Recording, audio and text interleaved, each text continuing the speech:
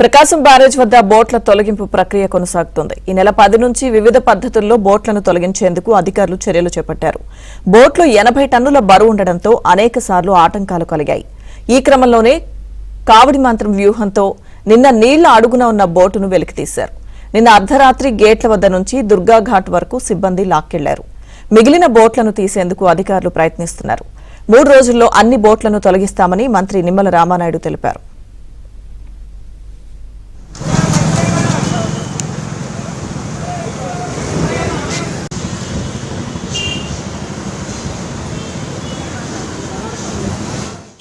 ఇదే అంశానికి సంబంధించిన పూర్తి సమాచారం మా ప్రతినిధి ప్రసాద్ అందిస్తారు.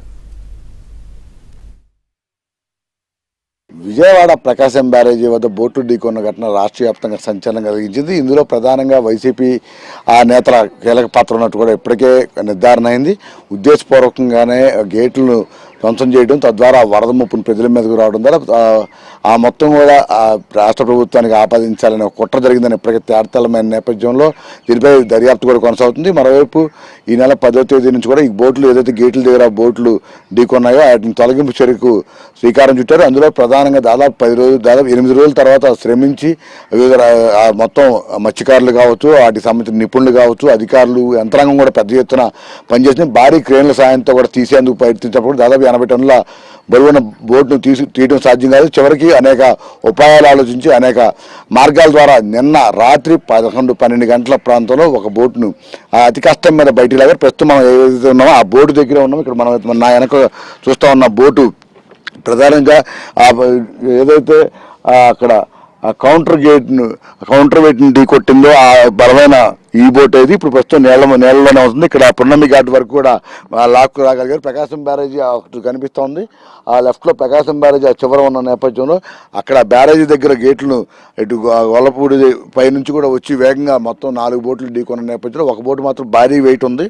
దీంతో వీటికి సంబంధించి ఇప్పటికే కుట్ర కోణం ఉందని కూడా నిర్ధారించిన నేపథ్యంలో విచారణ సాగుతుండగా మరోవైపు ఈ నెల 10వ తేదీ నుంచి జరిగిన ఆపరేషన్ దాదాపు 8 రోజుల తర్వాత ఒక కొలిక్కి వచ్చినట్టు కూడా చెప్తున్నారు. తొలుత 2 భారీ క్రేన్ల సాయంతో వీటిని తొలగించాలని చూసినప్పుడు కూడా సాధ్యపడలేదు. ఎందుకంటే బోటు వెయిట్తో పాటు వాటర్ కూడా బోట్లో చేరడంతో మరింత దాని రెట్టింపు వెయిట్ ఉన్న నేపథ్యంలో వాటిని బయట తీయడానికి చాలా ఇబ్బందులు పడ్డారు. తర్వాత అబ్బుల్ టీంను కూడా రంగంలో దించినప్పటికి కూడా అది కూడా సాధ్యపడకపోవడంతో బోట్ను 3 ముక్కలుగా చేసి బయట తీయాలని ప్రయత్నించారు. ఆ ప్రయత్నం కూడా విఫలమైంది. నిన్న ఆ కావడి వ్యూహం తరహాలో ఒక సరికొత్త ఉపాయానికి ఆలోచన చేశారు. ముందుగా బోట్లు కట్ చేసిన రమణంలో బోటు పైన తేలకుండా కింద అడుగు భాగానికి వెళ్ళిపోవడం, దాన్ని పైకి తీసుకొచ్చేందుకు చాలా శ్రమించాల్సి వచ్చింది. నిన్న ఏదైతే ఈ కావడి వ్యూహంతో పైకి కొంతవరకు లాగలిగినప్పటికీ కూడా పూర్తిగా పైకి తేలిపోయారు. అయితే మళ్ళీ వీటికి సమాంతరంగా 2 ఇంతకన్నా ఎక్కువ బరువైన బోట్లలో ఇసుక నింపి ఆ ఇసుక బోట్లను దీన్ని కట్టి మరి పూర్తిగా బయటికి లాగినట్టు కూడా తెలుస్తుంది. ఇప్పుడు ప్రకాశం బ్యారేజ్ నుంచి పున్నమి ఘాట్ వరకు కూడా ఈ బోట్ను పూర్తిగా తీసుకొచ్చారు. ఈ 8 రోజులు ఇది చాలా భారీ బోట్ అని చెప్తా ఉన్న నేపథ్యంలో ఇంత భారీ బోట్ను ఉద్దేశపూర్వకంగా గేట్ల మీద వదిలారని కూడా నిర్ధారణ నేపథ్యంలో అన్ని రకాలుగా కూడా ఆ విచారణ జరుగుతూ ఉంది. ఇక్కడ పరిశీలన చేస్తూ ఉన్నారు. బోట్ల తొలగింపు చర్యలకు సంబంధించి తనకు తెలిసిన పరిజ్ఞానంతో పాటు నిపుణుల సలహాలు కూడా వివిధ ప్రాంతాల్లో నిపుణుల వివరాలు తెలుసుకుని వారి ద్వారా ఇక సలహాలు అందుకుని వాటిని కూడా ఇక్కడ ఆచరించే విధంగా కూడా చూస్తూ ఉన్న పరిస్థితి కనిపిస్తూ ఉంది.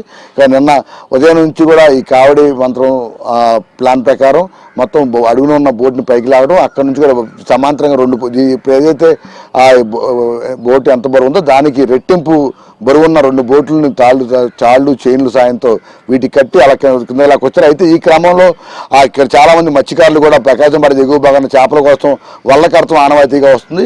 అయితే ఇప్పుడు చాలామంది వల్ల కూడా తెగిపోయి తాము తీవ్రంగా నష్టపోయామని చెప్పి కూడా మత్స్యకారులు ఆవేదన వ్యక్తం చేస్తూ ఉన్నారు. వారికి కూడా నష్టపరిహారం ఇవ్వాలని కూడా వారు విజ్ఞప్తి చేస్తూ ఉన్న ఆ పరిస్థితి కనిపిస్తూ ఉంది. మరోవైపు కుట్రకోణానికి సంబంధించి కూడా మాజీ ఎంపీ నందిగం సురేష్ పాత్రతో పాటు మరి కొంతమంది పాత్ర ఉన్నట్టు కూడా నిర్ధారణ అవుతున్న నేపథ్యంలో ఇది కూడా తాడేపల్లి ప్యాలెస్ కేంద్రంగానే ఈ మొత్తం ప్లాన్ రూపకల్పన జరిగిందా లేకపోతే ఇంకెక్కడన్నా చేశారా, ఇంకెవరెవరి పాత్ర ఎంతమంది ఉందన్న అంశాలపై కూడా పూర్తిస్థాయి దర్యాప్తు అయితే కొనసాగుతుంది. మొత్తం మీద బోట్ల తొలగింపు ప్రక్రియకు ప్రస్తుతానికి ఒక కార్యాచరణ సిద్ధమైంది. ప్రధాన బోట్ ఏదైతే ఉందో అది బయటికి తీసుకొచ్చిన నేపథ్యంలో మరో 3 బోట్లు కూడా 2-3 రోజుల్లో పూర్తిగా తొలగించే ఏర్పాట్లు చేసే విధంగా అన్ని రకాలుగా సిద్ధం చేస్తున్నట్టు కూడా మంత్రి నిమ్మల రామానాయుడు చెప్తున్నారు. వీడియో స్థాయితో వరప్రసాద్, ఏవిరాన జ్యోతి, విజయవాడ పున్నమి ఘాట్ వద్ద నుంచి.